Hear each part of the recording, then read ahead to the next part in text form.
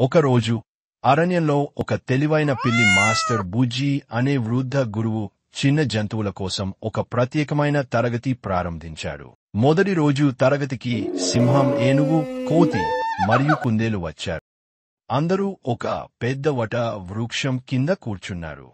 ఈరోజు మనం సహకారం గురించి నేర్చుకుందాం.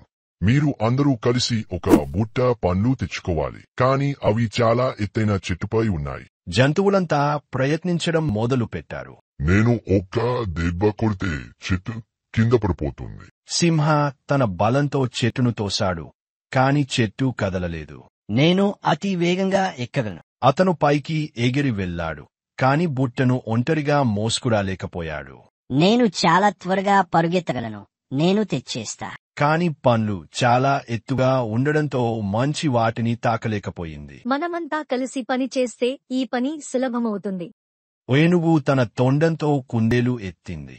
కోతి చెట్టు పైకి ఎగిరి ఉన్న పండ్లు కోసడు. సింహం బుట్టను భుజాన వేసుకుని అన్ని తిరిగే తీసుకువచ్చాడు. అదే సహకారం యొక్క శక్తి. ఒకరికి సాధ్యం కాని పని జట్టుగా చేస్తే సులభమవుతుంది. ఆ రోజు నుంచి జంతువులందరికీ కలిసి పని చేస్తే ఏదైనా సాధించవచ్చని తెలుసైంది.